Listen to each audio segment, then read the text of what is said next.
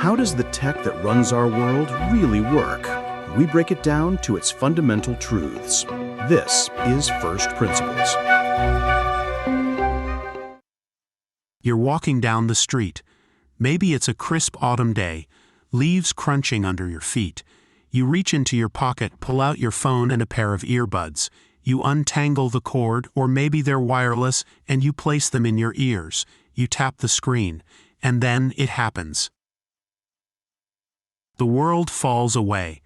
The distant traffic, the chatter of people passing by, the rustle of the wind, it all fades into the background, replaced by something else. It might be the opening chords of a song you've loved since you were a teenager, the intricate harmonies of a classical piece, the driving beat that gets your feet moving a little faster, or maybe it's a voice, the host of your favorite podcast, speaking to you as if they're right there beside you. It's a perfect, seamless, intimate experience. The sound is clean, crisp, and immediate.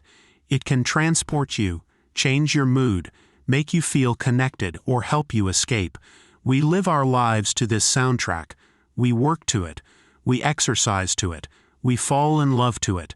We have, quite literally, the entire history of recorded sound available at our fingertips, ready to be summoned into our eardrums at a moment's notice. We take this for granted, don't we? It's just music. It's just a phone call. It's a part of the background radiation of modern life. We think of it as a file, like a Word document or a photo, a thing that you download, a thing that you stream. But have you ever really stopped to think about what's going on? What is that file? How can something as physical and ephemeral as a sound wave, a literal vibration of air molecules, be turned into a string of numbers on a hard drive, and then be resurrected perfectly back into a vibration in your ear? It feels like magic, but it's not. It's something far more interesting. This is First Principles, the podcast that deconstructs the technologies that shape our world by breaking them down to their fundamental truths. And today, we're opening a black box that's so common we don't even see it as a box anymore. We're talking about digital audio. We're going to find out how the echo of a sound gets into the machine, and how the machine coaxes it back out. The magic we experience every day is one of effortless abundance. Think about your music library. If you use a streaming service like Spotify or Apple Music, you have access to over 100 million songs. 100 million. If you tried to store that collection on vinyl records, you would need a warehouse the size of a city block. If you used cassette tapes, you'd need a fleet of trucks to move them. Yet, this colossal library lives in the cloud, and any piece of it can be summoned to your phone in seconds. This isn't just about music, it's about communication. A Zoom call connects colleagues across continents, their voices arriving with near-perfect clarity, with inflections and tones intact. You can send a voice memo to a friend that captures not just your words, but your laughter, your hesitation, the excitement in your voice. Digital audio has become the bedrock of how we connect, how we entertain ourselves, and how we learn. The defining characteristic of this magic is its perfection. A digital copy is flawless. You can copy a digital audio file 1,000,000 times, and the millionth copy will be absolutely, mathematically identical to the original. It doesn't degrade. It doesn't wear out. It doesn't get scratchy like a record or warped like a tape. This permanence, this perfect fidelity, is what makes the digital world feel so solid and reliable. But it presents us with a profound paradox. The thing it's capturing, sound, is the opposite of permanent. Sound is a fleeting event. It's a disturbance, a vibration. When I speak, my vocal cords vibrate, pushing air molecules together and pulling them apart. This creates waves of high and low pressure that travel through the air. When those waves reach your ear, they cause your eardrum to vibrate, and your brain interprets this vibration as sound. It's a continuous flowing analog phenomenon. It is, by its very nature, transient and imperfect. So the central question is this: how do you capture this messy, continuous analog wave and translate it into the cold, hard, discrete language of computers? The language of ones and zeros. How do you build a bridge between the physical world of vibrations and the logical world of data? To understand the answer, we have to go back to a time before that bridge existed. A time when a sound, once it was made, was gone forever unless you could trap its physical ghost. Before digital, the world of recorded sound was a world of physical impressions. It was a world of analog. The very word analog comes from analogy. An analog recording works by making a physical analogy of the sound wave. On a vinyl record, that analogy is a microscopic wiggly groove carved into plastic. The sound wave's shape is directly translated into the physical shape of the groove. A needle rides in that groove, and its vibrations are turned back into an electrical signal, and then back into sound.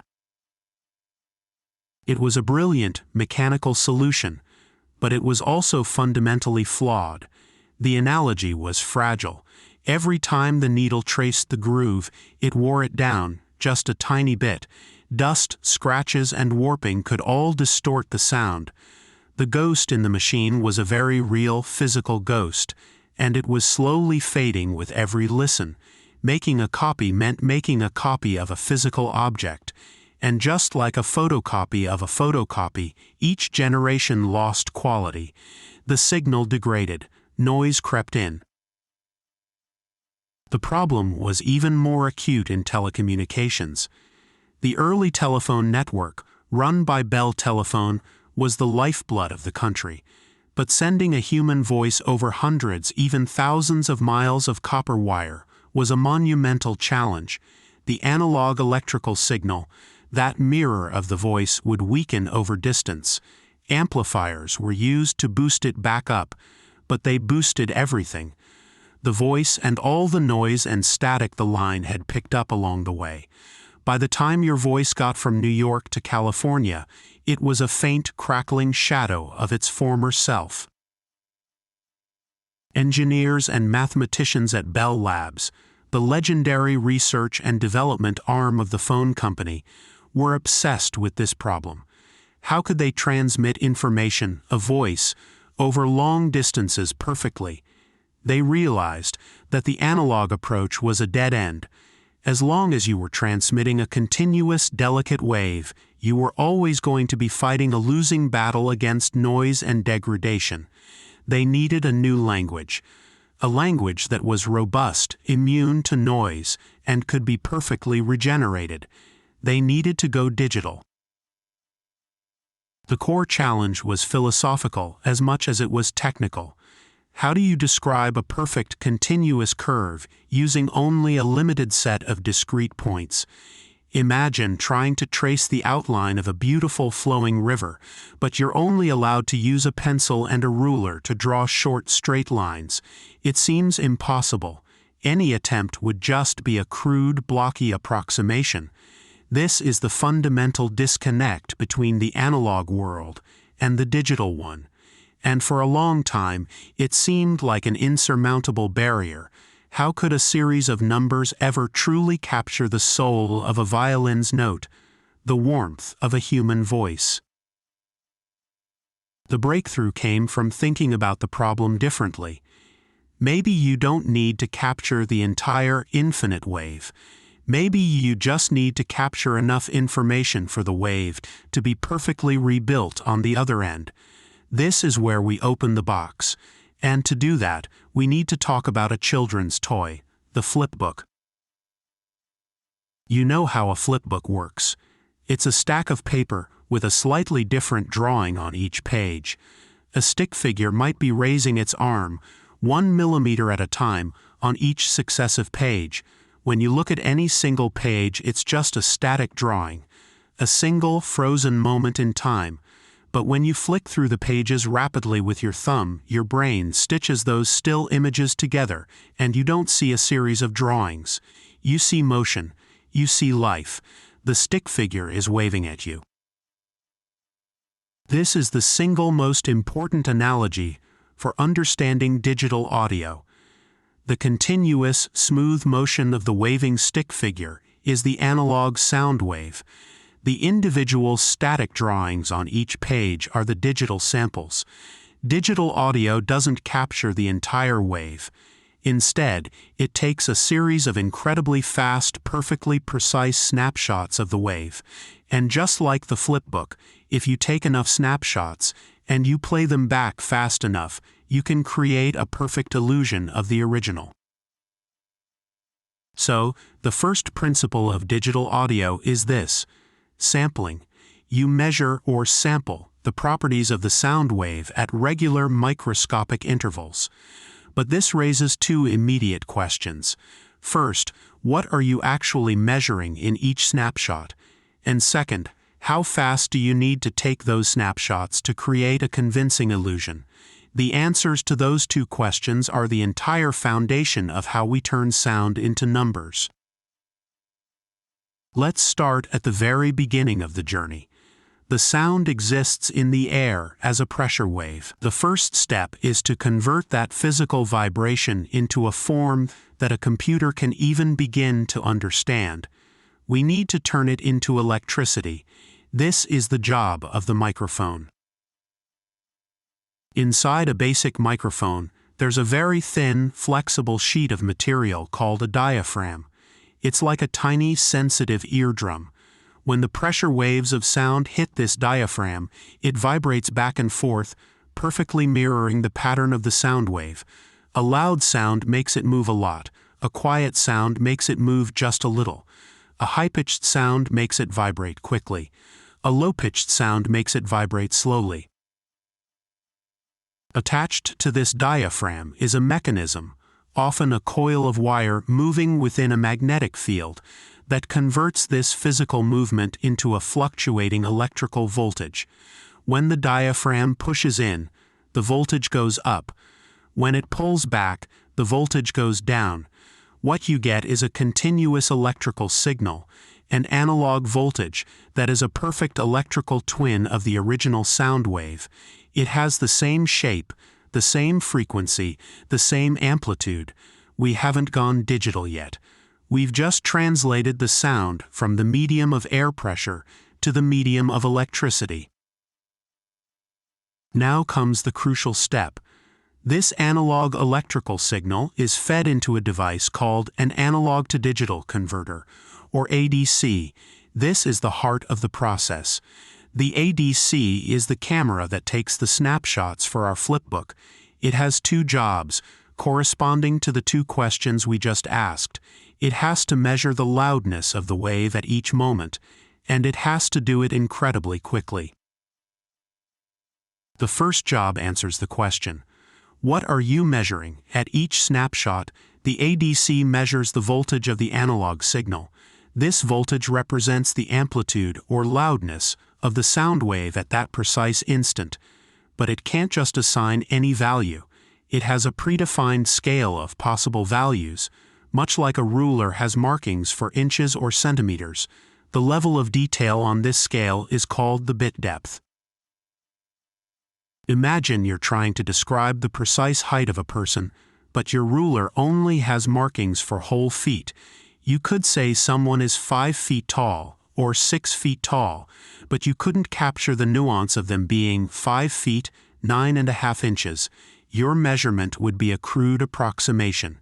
Now imagine your ruler has markings for every single inch. Your measurement would be much more accurate. If it had markings for every millimeter, it would be even more so.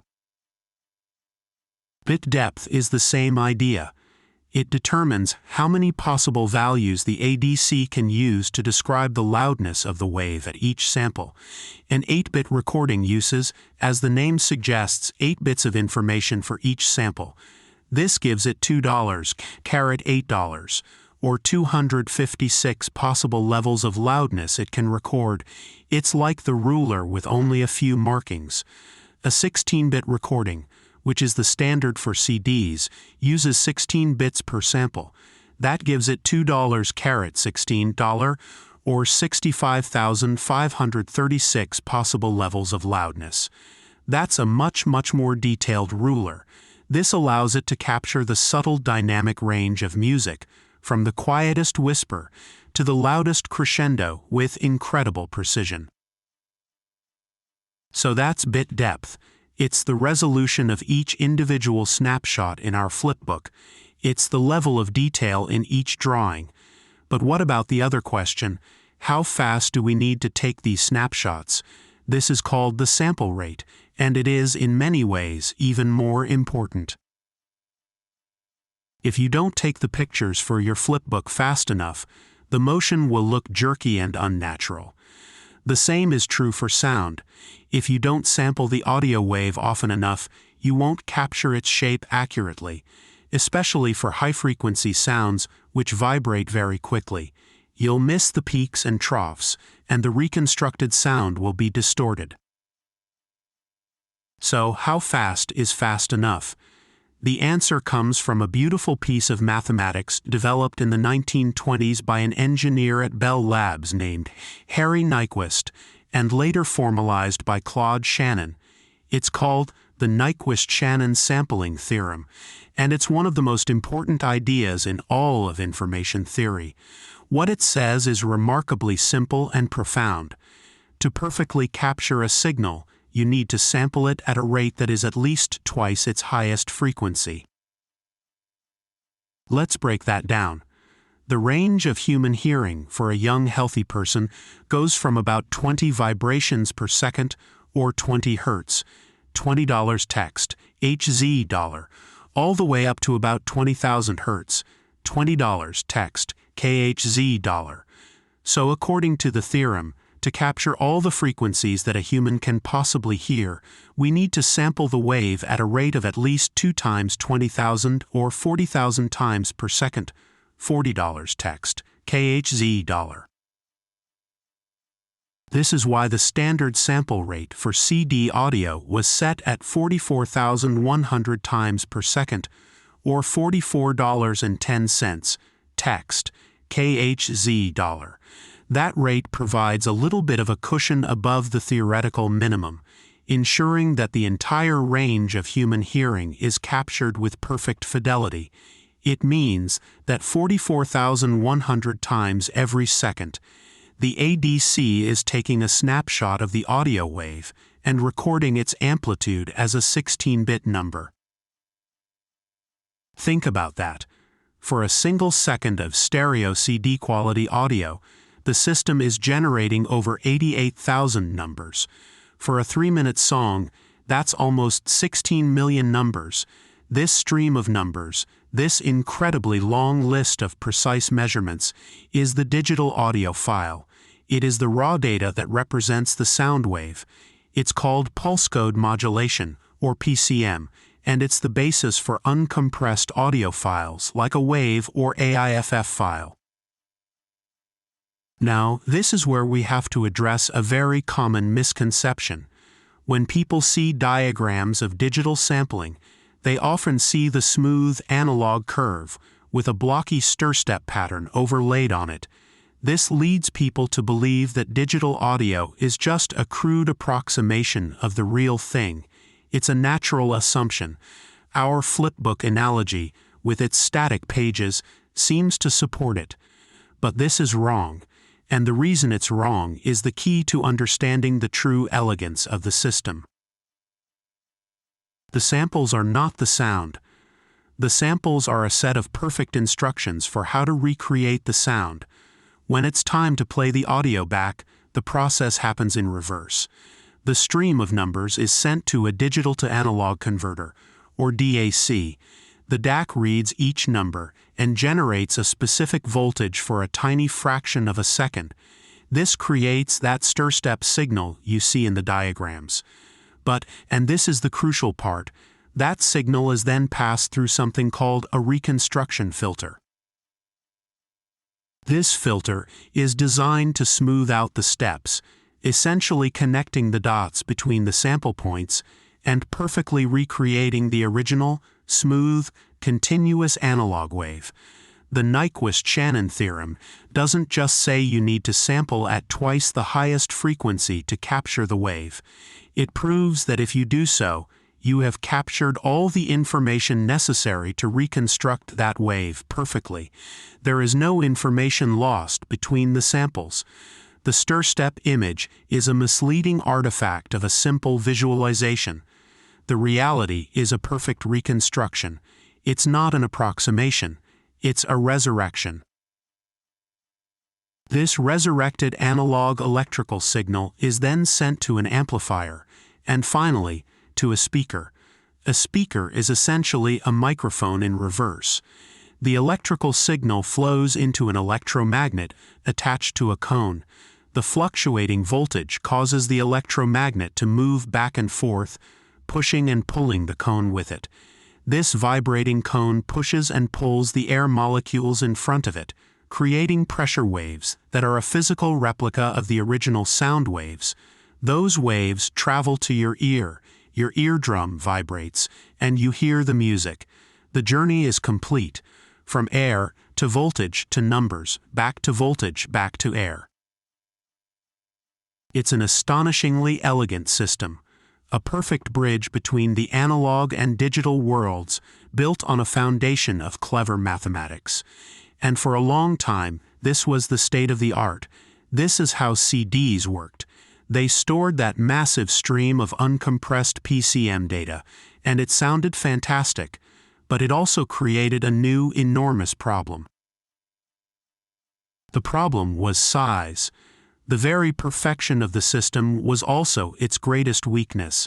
As we calculated, a 3-minute stereo song at CD quality takes up about 30 megabytes of data.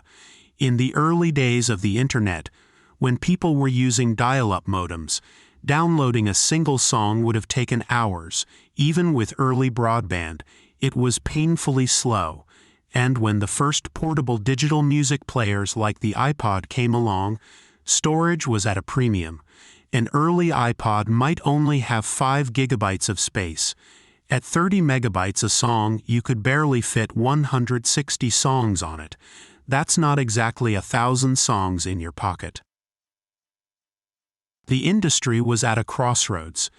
They had a way to perfectly capture and store sound, but the result was too big, too bloated, too unwieldy for the emerging digital world of the internet and portable devices. Something had to give. The solution that emerged would change the world, and it was based not on better engineering or faster computers, but on a deep and surprising understanding of the flaws and limitations of the human brain. This is where we find the unseen giant, the principle that makes the entire modern world of streaming music, podcasts, and digital communication possible.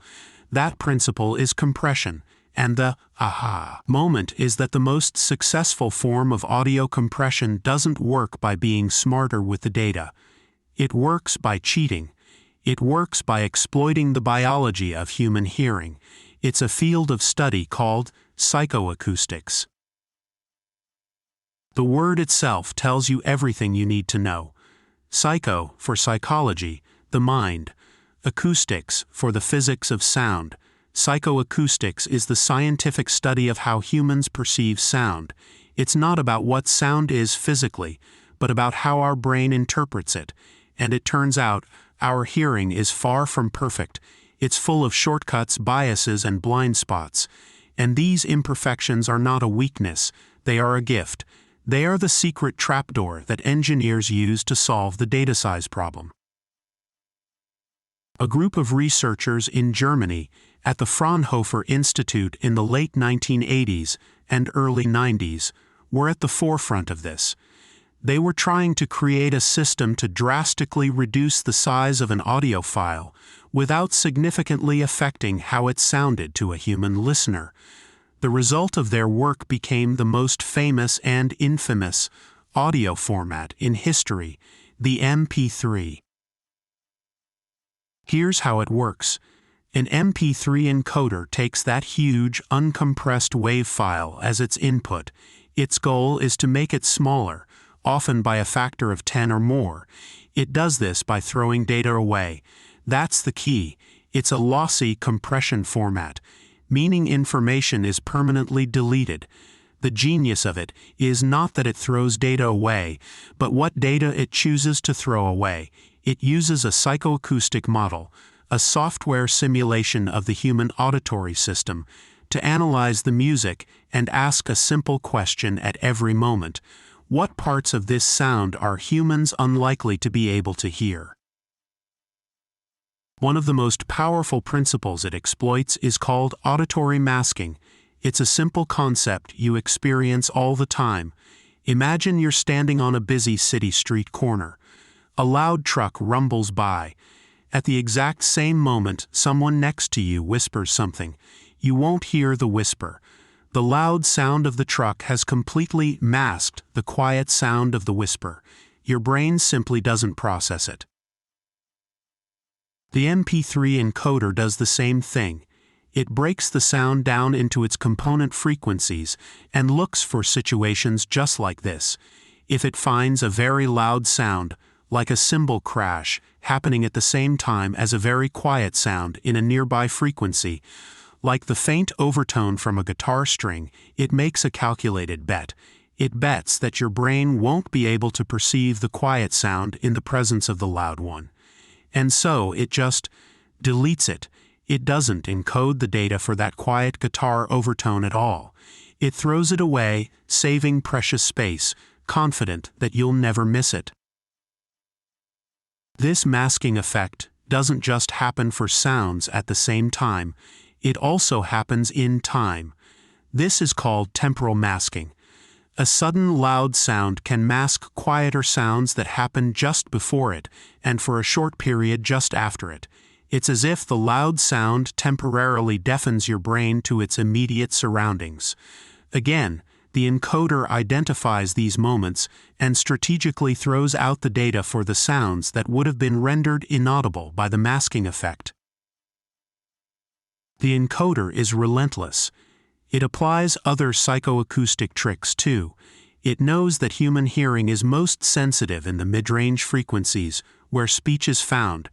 Our hearing is much less sensitive at the very low and very high ends of the spectrum. So it can be less precise when encoding those frequencies, using fewer bits to represent them, because it knows our ears won't notice the subtle loss of detail. It also often applies a sharp cutoff filter, completely removing all frequencies above a certain point, say 16 or 18 kilohertz. Most adults can't hear frequencies that high anyway, especially if they've been to a few rock concerts. So why waste data encoding sounds that are, for all intents and purposes, inaudible? What you're left with is a file that is a shadow of the original. It is a carefully curated auditory experience, sculpted by removing everything deemed perceptually irrelevant. It's a ghost, an echo, but it's an incredibly effective one.